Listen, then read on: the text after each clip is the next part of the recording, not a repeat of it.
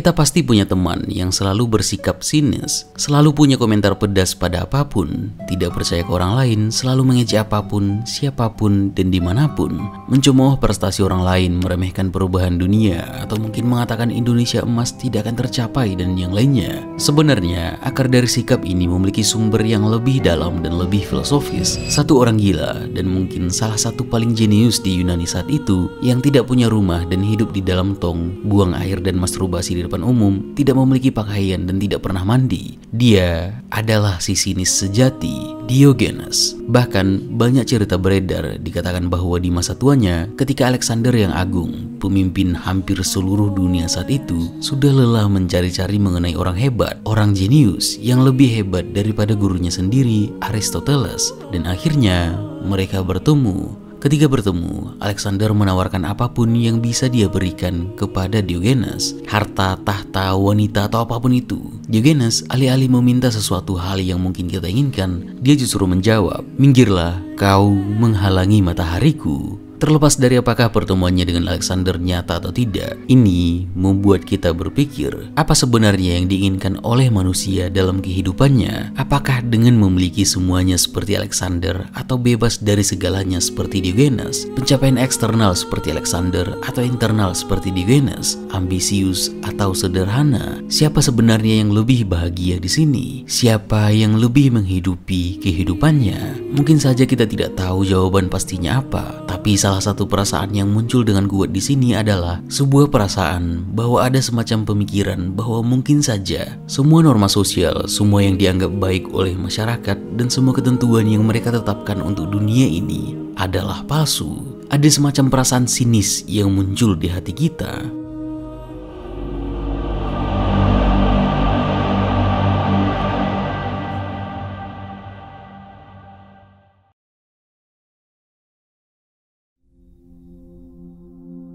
Diogenes dari Sinope adalah tokoh sentral dari kaum sinis, sebuah aliran, mungkin sekte, filsafat Yunani yang fokus pada kebebasan atau kemandirian dan menolak segala tatanan materialisme sosial, terutama kemewahan. Diogenes tidak mengajar atau menuliskan apapun dalam sistem pemikirannya dengan koheren, seperti yang dilakukan Plato dan Aristoteles, tapi Diogenes mempraktekkannya. Salah satunya adalah dengan hidup sederhana dan asketis, menolak segala yang kita anggap sebagai kesenangan duniawi. Dia dipaksa hidup dalam pengasingan dari Sinope bersama ayahnya. Ia mungkin sudah mengadopsi gaya hidup asketisme atau askesis yang berarti latihan ketika tiba di Athena. Sebelum tiba di Athena, dikabarkan Diogenes meminta nasihat dari oracle di Delphi yang menyarankannya untuk merusak mata uang. Namun, Diogenes menafsirkan perkataan ini bukan secara harfiah. Dia tidak hanya merusak koin, tapi berpikir, apakah mungkin yang dimaksud adalah merusak koin secara simbolis, yakni dengan menghancurkan segala kepalsuan-kepalsuan materialisme dari masyarakat dan sosial. Dengan itu, dia memungut makanan di pasar, melakukan hal-hal kotor di depan umum, dan yang lainnya, dengan maksud untuk mengekspos kemunafikan dan ketidaklogisan dari semua aturan-aturan dan norma-norma sosial yang disetujui orang ramai ini sebagai kebenaran. Selama tinggal di dalam Fitos di sebelah kuil, Diogenes belajar bagaimana beradaptasi dengan keadaannya dengan memperhatikan seekor tikus yang berlari-lari, menunjukkan tidak ada rasa takut atau keinginan akan makanan lezat. Dengan kata lain, semua yang dibutuhkan Diogenes untuk hidup, semua yang dibutuhkan Diogenes untuk hidup baik adalah merevisi setiap keinginannya. Oh sebentar, bagaimana jika kita mengatakan semua yang dibutuhkan oleh manusia untuk hidup yang lebih baik adalah merevisi setiap keinginannya? Diogenes menyebut perilaku ini sebagai eutheleia, yang berarti menolak kemewahan, kekayaan, dan kesenangan material untuk fokus pada kebajikan dan kebahagiaan sejati yang datang dari hidup selaras dengan alam dan hanya bergantung pada kebutuhan paling mendasar. Barang siapa yang bermimpi memiliki segalanya, ia, menurut Diogenes, adalah satu-satunya yang paling menderita. Menerapkan eutheleia, kehidupan yang sederhana dengan memangkas sebanyak-banyaknya keinginan, justru bukan sebuah pukulan sosial, melainkan sebuah mukjizat. Karena dengan ini, menurut Diogenes, seseorang akan mencapai kebahagiaan yang sejati. Dulunya, sebelum Diogenes, Socrates yang lebih terkenal memiliki misi yang mirip, yaitu menghancurkan kepalsuan-kepalsuan sosial ini di agora, mengganggu kerumunan dengan pertanyaan-pertanyaan pertanyaan moralitasnya. Seperti Diogenes, dia tidak peduli terhadap kebencian masyarakat kepadanya, karena yang lebih penting adalah menggoyahkan kenyamanan asumsi mereka terhadap kebenaran. Ini dikenal dengan metode Elenchus. Seperti perkataan Plato mengenai Socrates, hidup berfilsafat, memeriksa diri sendiri dan orang lain.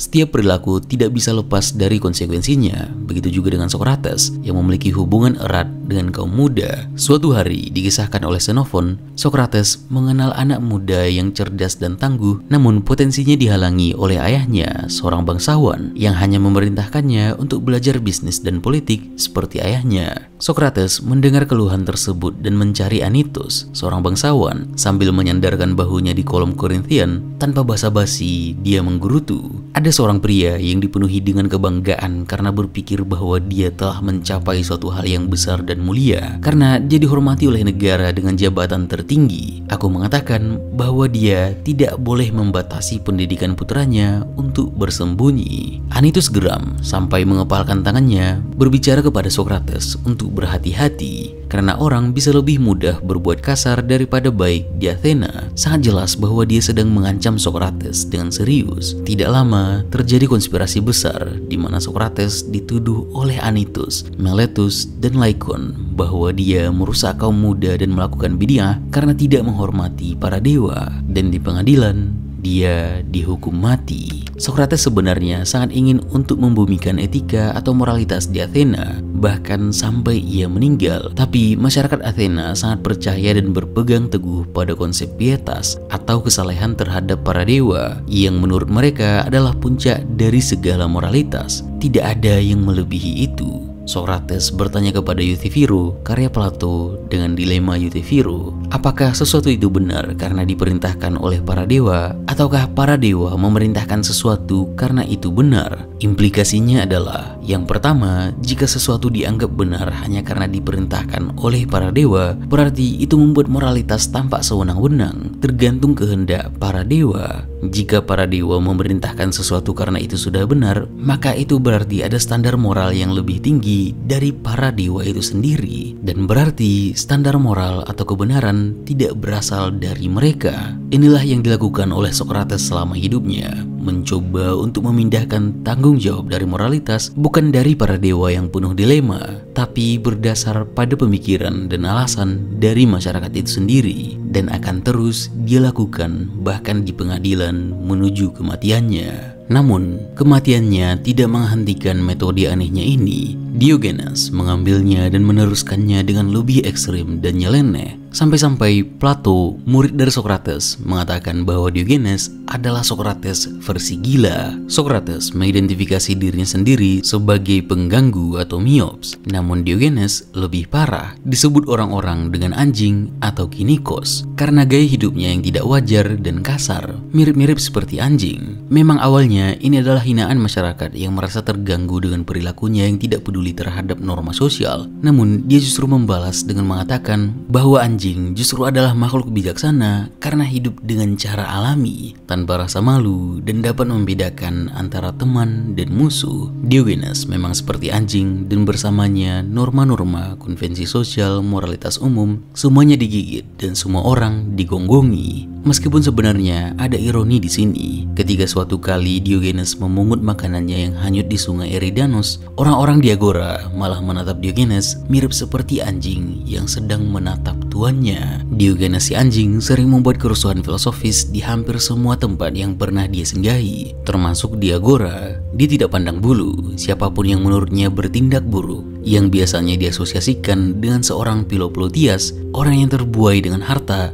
Jadi tak heran jika posisi filosofis Diogenes dikenal sebagai sinisme, yang mengajarkan bahwa kebahagiaan sejati dan kebajikan hanya dapat dicapai dengan hidup selaras dengan alam atau vision, dan menolak nilai-nilai sosial yang dianggap palsu seperti kekayaan, kekuasaan, kehormatan, dan seluruh keinginan material. Sehingga kebajikan paling utama atau arete dalam aliran sinisme adalah hiduplah dengan kebutuhan sekecil-kecilnya. Arete adalah kebajikan yang memungkinkan seseorang mencapai potensi terbaiknya, yang mencakup kualitas moral ideal demi hidup harmonis yang dianggap sebagai tujuan utama dalam kehidupan manusia. Sinisme atau cynicism memang dipopulerkan oleh gaya hidup Diogenes. Sebagai aliran filsafat, sinisme berasal dari kata Yunani kuno kinismos, yang secara harfiah berarti gaya hidup seperti anjing. Sebagaimana masyarakat Athena memberikan ejekan pada Diogenes. Salah satu perkataan terkenal dari sinisme ini adalah, dialah yang paling puas dengan hal yang paling sedikit. Dan aliran sinisme ini, seperti yang ditunjukkan oleh Diogenes,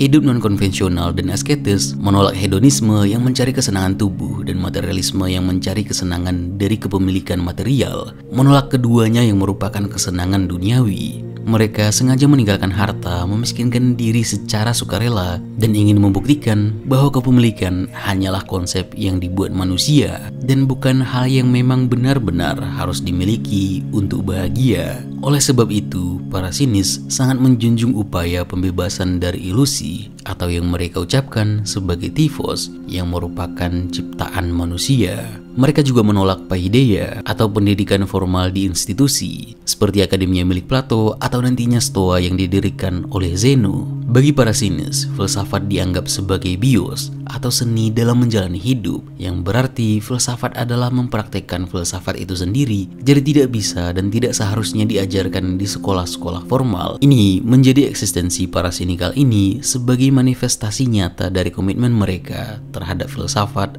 atau cinta mereka terhadap kebijaksanaan. Mereka benar-benar menghidupi filsafat dan tidak berhenti pada bualan-bualan yang tidak jelas. Beberapa orang biasanya mengkreditkan Diogenes sebagai pencetus gaya hidup sinis ini. Namun ternyata Diogenes sendiri mengakui hutangnya kepada Antisthenes, yang kemungkinan besar mempengaruhinya melalui berbagai tulisan dan ajarannya di Athena. Suatu hari, Diogenes mendapati kabar bahwa ada seorang filsuf yang hidup hampir seabad lamanya. Dia memiliki panduan filsafat yang sama persis dengan dirinya, yaitu menolak ilusi kebahagiaan yang ditawarkan oleh masyarakat. Dia adalah Antisthenes itu sendiri. Diogenes langsung bergegas dari Korinthos ke Athena menggunakan gerobak pengangkut anggur hingga sampai di Teluk Saroni dan mulai mengayuh sekoci kecil selama 2 hari hingga sampai ke sana. Diogenes jelas sangat berharap bahwa modal filsafat yang ia bawa akan memikat Antisthenes dan menjadikannya sebagai murid. Seharusnya orang yang tidak peduli dengan moral masyarakat sepertinya akan dipandang tinggi oleh Antisthenes. Sayangnya,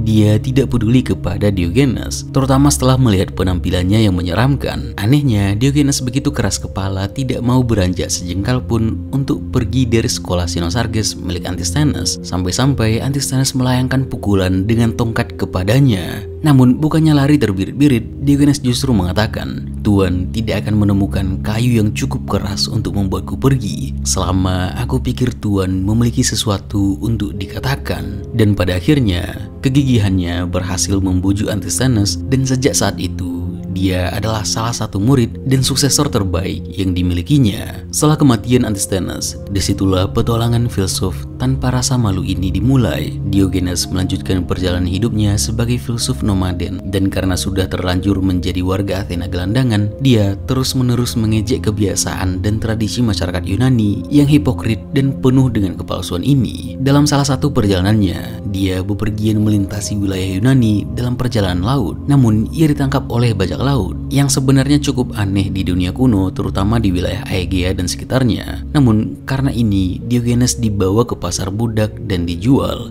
dan dia nantinya dibeli oleh Xeniades, seorang pria kaya raya, kemungkinan memiliki darah bangsawan. Namun ketika menjadi budak, Diogenes mengaku kepada tuannya, Xeniades, bahwa dia bukanlah seorang budak, tapi justru ahli dalam mengatur manusia atau menguasai manusia. Jadi dia mengatakan dirinya adalah seorang pemimpin alami, bahkan dalam keadaannya yang sedang ditahan atau sedang dimiliki. Dia juga mengatakan bahwa jika ada seseorang yang ingin membeli seorang majikan, maka belilah dia. Dan ini membuat Xeniades entah mengapa mengangkatnya menjadi tutor bagi anak-anaknya. Suatu hari ketika Diogenes diajak Xeniades pergi ke rumah temannya, seorang bangsawan kaya raya, dia memperingatkan Diogenes untuk jangan meludah sembarangan. Tapi sebenarnya cukup aneh untuk menyuruh anjing melakukan sesuatu sesuai aturan-aturan aneh ini. Diogenes meludahkan liurnya ke atik poteri, vasel mahal dari keramik, dan kemudian ke wajah teman Xeniades. dan mengatakan bahwa dia tidak bisa menemukan tempat yang lebih buruk untuk meludah. Entah dari mana dia bisa mendapatkan dorongan psikis semacam itu, di mana dia bisa mengedepankan nilai-nilai filsafatnya dengan berani, sembari mengolok-olok manusia yang tidak bebas dari belenggu keinginan akan harta benda. Saya merujuk pada mereka yang memberi saya apapun, saya membentak mereka yang menolak, dan saya menancapkan gigi saya pada para bajingan. Diogenes, seperti yang diceritakan, sering berlalu lalang di agora seperti Socrates, dan ketika dia melihat sebuah fitos atau bak mandi portable di pinggiran pasar, dan ketika itu dia melihat bahwa tidak ada yang peduli terhadap bak mandi itu, dia memintanya kepada penjual tanah liat, dan kebetulan sekali memang tidak dipakai oleh siapapun. Diogenes tak perlu mempertimbangkan apapun, dia mengambilnya dan menjadikannya sebagai tempat tinggal di bawah tangga metron yang berada di ketinggian. Tempatnya sejuk dan membuatnya bisa melihat aktivitas masyarakat di agora. Ketika tiba malam di agora, ketika para pedagang dan bangsawan sudah lelap tertidur, hanya menyisakan lampu minyak yang menerangi jalan-jalan setapak, dia melitkan himation atau jubahnya 2 kali putaran ke seluruh tubuh sehingga menjadi tempat tidur serta pakaiannya. Kalau kita menginginkan tempat tidur yang semakin empuk dan nyaman, dia justru mengatakan bahwa keinginan-keinginan kita itu adalah penjara. Pada bulan Desember, agora yang hangat cengkrama berubah menjadi wilayah dingin dan sepi. Ketika malam hari sedang bersalju, Diogenes tidak seperti orang lain, malah melawan dingin. Biasanya, dia berlarian tanpa alas kaki di atas tumpukan salju di tengah pasar agora, lalu pergi mencari pilar Hermes yang tertutup salju dan memeluknya, agar esok hari ketika salju turun lebih lebat, ketika dingin menusuk sampai tulang, dia sudah siap dan sudah jauh lebih kuat untuk menghadapinya. Saat berjalan-jalan di agora, Diogenes sering terlihat membawa kacang dan buah zaitun di dalam ranselnya. Ketika sudah memasuki jam makannya, ia mengambil air dari Enea Kronos, keran air mancur yang berasal dari sungai Lissos, menggunakan cangkir kesayangannya yang ia pungut dari pengrajin tanah liat. Cangkirnya itu adalah harta yang paling Diogenes sukai. Alasannya hanya karena cangkir itu memungkinkan dirinya menyekop air dari pancuran sebanyak yang dia inginkan. Diogenes kerap kali memperhatikan gerak-gerik masyarakat agora yang berbelanja, sembari dirinya menikmati sebungkus buncis dan almond. Tak jarang, Diogenes sengaja dengan iseng mengganggu warga agora yang sedang berbelanja dengan melemparinya kulit kacang almond. Pada suatu hari, Diogenes terkejut melihat seorang anak kecil yang meneguk air mancur menggunakan tangannya, dan berkata, "Anak itu telah mengalahkanku dalam kesederhanaan." Melihat itu membuat dirinya merasa rendah dan meremehkan dirinya sendiri. Setelah menyaksikan peristiwa tersebut, Diogenes melemparkan satu-satunya cangkir yang ia miliki ke sungai, lalu mengatakan bahwa dirinya tidak lagi membutuhkan cangkir karena tangannya sudah sangat cukup untuk melayani tujuannya. Diogenes juga memiliki cerita terkenal dengan salah satu filsuf paling berpengaruh dalam sejarah, seorang filsuf terbesar yang telah dianugerahkan alam kepada kita, Plato. Namanya yang besar mengundang beberapa penguasa di Yunani kuno untuk datang kepadanya hanya untuk sebuah nasihat. Denasus kedua dari Sirakusa pernah mendatangi Plato di Sisilia. Dalam catatan Plato, Dion mengatakan, "Plato, aku datang kepadamu sebagai seorang buronan, bukan karena kekurangan tentara, juga bukan karena saya tidak memiliki kavaleri untuk bertahan melawan musuh-musuh saya, tetapi karena kekurangan kata-kata dan kekuatan bujukan yang aku tahu merupakan karunia khusus yang diberikan kepadamu, yang memungkinkan kamu untuk memimpin para pemuda ke jalan kebaikan dan keadilan, dan untuk membangun hubungan persahabatan dan persaudaraan di antara mereka." Kedekatan Plato dengan Dion, terutama setelah akademinya didirikan, mulai memicu pergolakan filosofis. Diogenes yang kira-kira baru berusia 3 bulan tahun begitu kecewa dengan Plato, sebab dalam tulisannya di Phaedo, Plato menyerukan kepada manusia agar hidup sederhana. Katanya, hidup adalah katarsis. Suatu saat ketika waktu di dunia sudah berhenti, jiwa akan memisahkan dirinya dari tubuh. Selebihnya pergi ke Eidos, dunia yang sempurna, maka tidak ada gunanya mengejar ihwal material di kehidupan yang sementara. Plato memang pada akhirnya hanya membangun filsafat dalam dunianya sendiri. Ia terpesona dengan dunia yang katanya justru tidak sempurna. Diogenes yang sangat mengagumi Plato jatuh pada kekecewaan. Diogenes sering terlihat mencari makan dengan cara memungut sayuran yang terbuang. Ketika Plato melihatnya mencuci selada, ia mendekat dan berbisik dengan lembut di telinga Diogenes, berkata, "Jika kamu mencari perhatian Denasus, kamu tidak akan berakhir mencuci sayuran." Yang dijawab Diogenes dengan sama tenangnya, jika kamu mencuri sayuran, kamu tidak akan pernah mencari perhatian. Dionysus. Bisikan Plato kemungkinan diajukan untuk membercandai Diogenes yang selalu hidup dalam kesederhanaan, sekaligus mengungkapkan rasa heran seorang Plato, mempertanyakan mengapa seorang filsuf yang cukup dikenal di agora malah memilih menjadi gelandangan ketimbang mendekati penguasa seperti Dionysus kedua. Diogenes memang sama sekali tidak mainkannya. Dia justru menyindir Plato yang memperoleh kekayaan dari Dionysus yang mana adalah seorang tiran dan terkenal karena kegagalannya dalam memerintah dengan bijak, meskipun menerima bimbingan dari filsuf besar seperti Plato. Plato yang membangun akademia, sekolah filsafat di pinggiran barat laut Athena,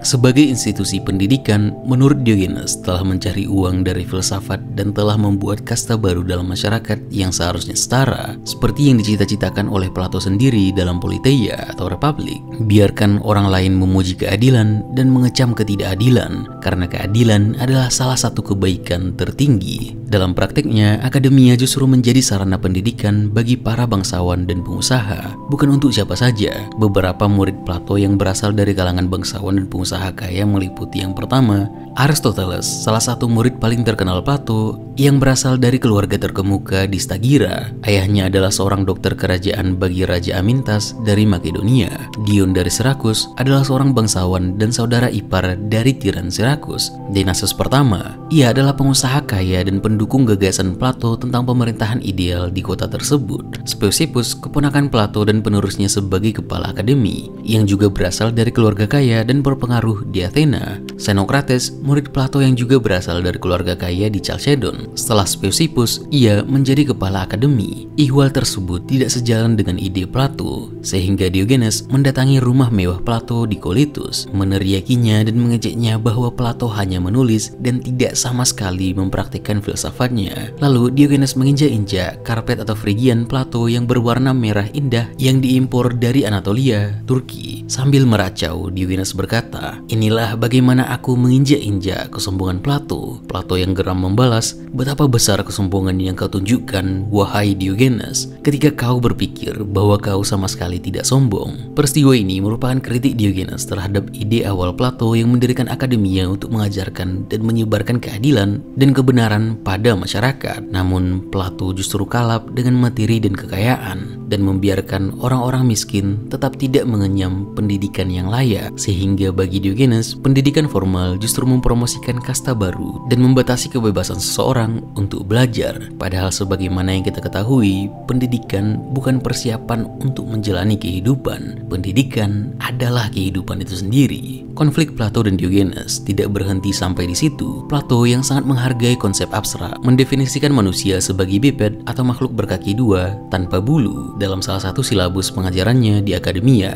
yang dia maksud sebenarnya untuk menciptakan deskripsi universal tanpa detail khusus seperti warna kulit, budaya, atau kebiasaan. Diogenes yang mendengarkan hal tersebut suatu hari mencabuti bulu seekor ayam dan membawanya ke akademi Plato. Sambil menenteng ayam itu, Diogenes berkata, "Inilah manusia Plato."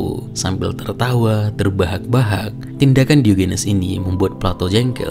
Untuk memperbaiki situasi, Plato kemudian menambahkan kualifikasi pada definisinya, yaitu bahwa manusia adalah biped tanpa bulu dan dengan kuku lebar. Diogenes menunjukkan bahwa pendefinisian yang abstrak dan universal terhadap alam ataupun isinya tidaklah mungkin. Setiap definisi selalu dapat berubah dan dikritisi. Pengabaian Diogenes terhadap filsafat Plato tidak berarti ia menolak akal sepenuhnya. Diogenes sering berkata, untuk menjalani hidup, seseorang membutuhkan akal, logon, atau tali gantungan, brojon. Maksudnya, manusia harus hidup sesuai dengan sifat alaminya, dan bagian dari sifat itu adalah menggunakan akal. Menurut Diogenes, hidup yang benar berarti bertindak berdasarkan akal, karena itulah yang membuat kita manusia. Namun, tidak seperti Plato, Diogenes menolak pengkultusan terhadap akal yang menjadi kebenaran dunia. Dunia memiliki kebenarannya sendiri, dan akal hanya berupaya mencapainya, bukan pasti mencapainya. Diogenes yang jengkel dengan jargon-jargon filsafat dan kehidupan sosial politik masyarakat Athena dikisahkan menyalakan obor di siang bolong dan berlari sambil berkata, "Anthropos alethinos" bukanlah tanda kebenciannya terhadap manusia, melainkan bentuk kekecewaan.